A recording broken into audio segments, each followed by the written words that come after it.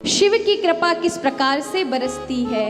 महात्म के द्वितीय अध्याय में देवराज नाम के एक ब्राह्मण की कथा आती है।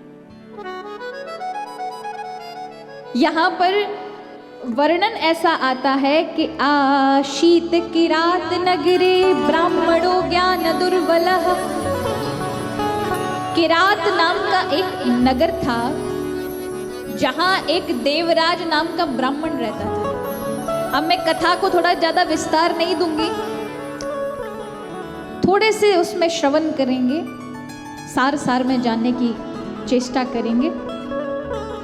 ये जो किरात नगर है, अब नाम से ही आपको पता हो जाना चाहिए, किरात माने भील, भीलों की बस्ती थी वो। और कहते हैं जहां जो लोग ज्यादा संख्या में रहते हैं, बहुसंख्यक लोग ज्यादा, जहां जिस वर्ग के रहेंगे चलेगी किसकी, उसी वर्ग की चलेगी महाराज। और हुआ भी यही, किरातों का भीलों का नगर था तो भीलों की चलती थी।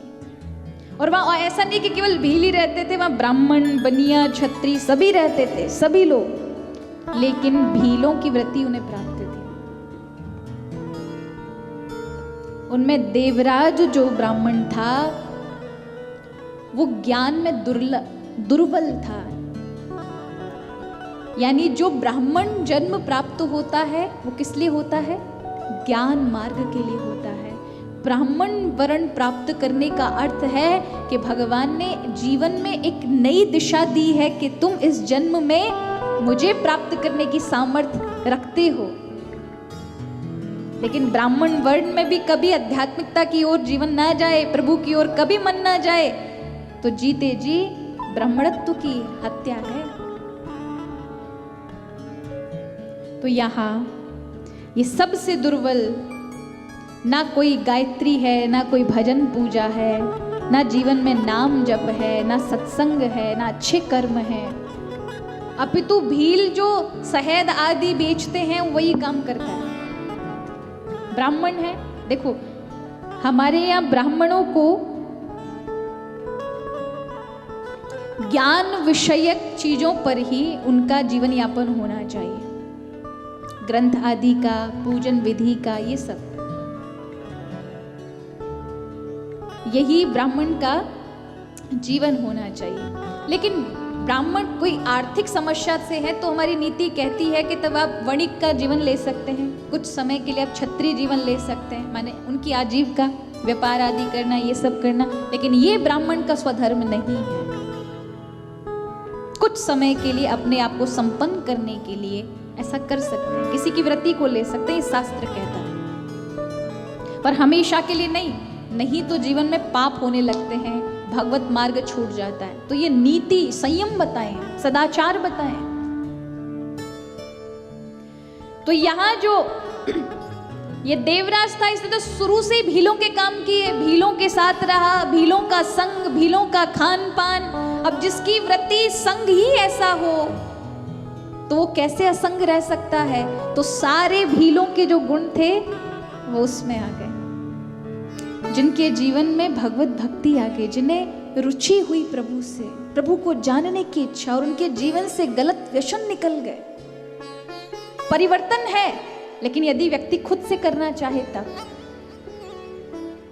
कीड़ा यदि कीड़ा ही बनकर पैदा होगा और कीड़ा ही बन के मर जाएगा, उसमें प्रगति नहीं है। प्रगति किसमें है, मनुष्य में है। इच्छा होनी चाहिए अपने आप को बदलने की, तो आप इसी क्षण अपने आप को बदल सकते हैं। तो यहां ये देवराज आतताई था, एक वैश्या के संग को पाया, एक वैश्या के उसमें फंस गया। पत्नी थी घर में, घर के अंदर धर्म पत्नी, माता पिता थे, सबको छोड़ दिया। और एक दिन धन के कारण, क्योंकि व्यक्ति जब पाप कर्म में लीन हो जाता है, पाप कर्म की ओर बढ़ जाता है, तो उससे उसकी बुद्धि में ऐसा पर्दा पड़ जाता है कि सोचने का विषय नहीं रहता कि वो क्या कर रहा है, और बड़े से बड़े अनर्थ को भी करने में वो किंचित मात्र संकोच नहीं करता। और देवराज ने जब देखा कि धन पर तो माता पिता और पत्नी का अधिकार है, मुझे घर में कोई घुसने नहीं देता। क्यों? क्योंकि मैं पर स्त्री का संग करता हूँ, वैश्या का संग करता हूँ। तो रात्रि में माता पिता और पत्नी की हत्या कर दी। जो उसके अपने स्वजन थे उनको ही मार दिया उस पापाचारी ने, और सारा धन लेकर वैश्या को दे दिया। याद रखिए, जवानी तक तो आप खूब जो भगवान ने आपको दिया है, गलत कर्म भी लोग कर लेते हैं ना, तो थोड़े दिन की मौज मस्ती कर लो, और उसके उपरांत फिर जो समय आएगा वो आपसे नहीं देखा जा सकता। फिर वो परिणामों का समय है। देवराज की वृद्धावस्था आई, अब घर में इतना सम्मान नहीं था, और दुर्भाग्य से उसके कोई संतान नहीं थी, तो वृद्धावस्था में भी खुद को जाना पड़ता था। तो एक बार वह किसी दूर नगर में आया, वृद्धावस्था निकट थी, किसी को पैसे दे रखे थे, उस नगर में आया पैसे लेने के लिए, लेकिन अचानक से उसका स्वास्थ्य खराब हो गया। तो पूर्व में, आज तो होटल आदि हैं, गेस्ट हाउस आदि हो गए, पूर्व में तीर्थ के स्थानों पर धर्मशालाएं बनाई जाती थी। अब कितना सुंदर नाम दिया है, धर्मशाला। वहां कोई धर्म नहीं सिखाया जाता, पुस्तकें नहीं होती बड़ी बड़ी वेद आदि उपनिषदों की, कोई बैठकर धर्म गुरु वहां धर्म के पाठ नहीं पढ़ाते। धर्मशाला बड़ा सुंदर नाम है, उसका अर्थ है कि ये धर्मशाला आपको जीवन का ज्ञान देती है। जिस प्रकार से आप 4 दिन रुकते हैं और उसके उपरांत आपको धर्मशाला से जाना पड़ता है, उसी प्रकार जीवन है, 4 दिन के लिए मिला है। वहां के रजाई गद्दे आदि सबका उपयोग करोगे, लेकिन मन नहीं टिका सकते, क्योंकि एक भी सामान उठा के लेके जाओगे, धर्मशाला के लोग जबरदस्ती निकलवा लेंगे। बड़े बड़े बोर्ड पर लिखा होता है, अपनी वस्तुओं का स्वयं ध्यान रखें, यहाँ की वस्तुओं को ले जाने की कोशिश ना करें। तो यहाँ धर्मशालाएं हमें क्या सिखाती हैं कि जीवन बहुत अल्प है, 4 दिन का ही है, कुछ भी साथ नहीं जाएगा, ये सारी सामग्री यहीं छोड़नी पड़ेगी, उसी प्रकार उपयोग करो रे अपने जीवन में। ये हमेशा जागृति रखो कि जीवन एक दिन ऐसे ही धर्मशाला की तरह छोड़ना पड़ेगा। जिंदगी किराए का घर है, एक ना एक दिन बदलना पड़ेगा, छोड़ना पड़ेगा। तो धर्मशाला ये पाठ पढ़ाती है, इसलिए उसका नाम धर्मशाला है। तो ये जो देवराज नाम का ब्राह्मण था, ये आकर के उस धर्मशाला में रुक जाता है। अब ये पड़ जाता है बीमार, स्वास्थ्य खराब, उठा चला नहीं गया, दुर्भाग्य ऐसा। अब इतनी दूर की यात्रा अपने घर की कैसे करे? तो एक धर्मशाला के कमरे में उसे ठहरा दिया गया। वहीं पर ना वो लेट इधर से उधर करवट ले सकता है, ना चल सकता है, पड़ा और अचानक से उसी धर्मशाला के प्रांगण में शिव मंदिर था, जहां शिव कथा हो रही थी। अब होता है ना, आप आंखों को बंद कर सकते हैं कि मुझे जो दृश्य नहीं देखने, वो मैं नेत्र बंद कर लूं तो नहीं दिखेंगे, लेकिन जो चीजें बोली जा रही हैं अपने कानों को बंद नहीं कर सकते। कर सकते हैं क्या? नहीं कर सकते, वो आवाज पहुंचेगी।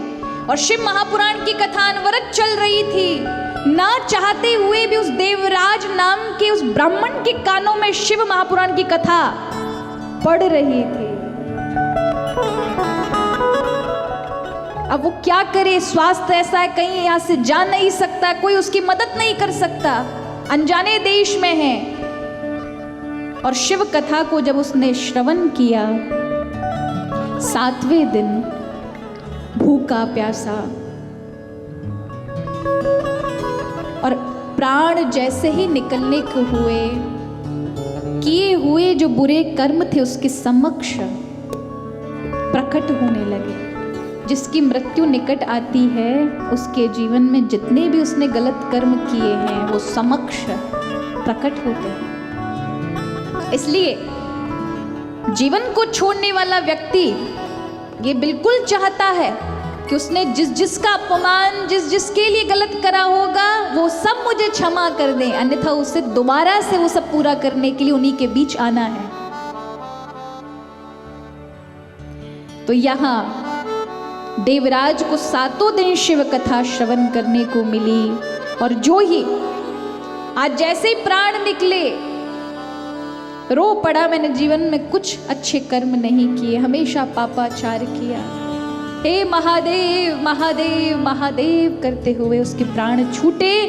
यम के दूत उसे पकड़ने के लिए दौड़े और उसके प्राणों को खींचकर यमपुरी ले गए,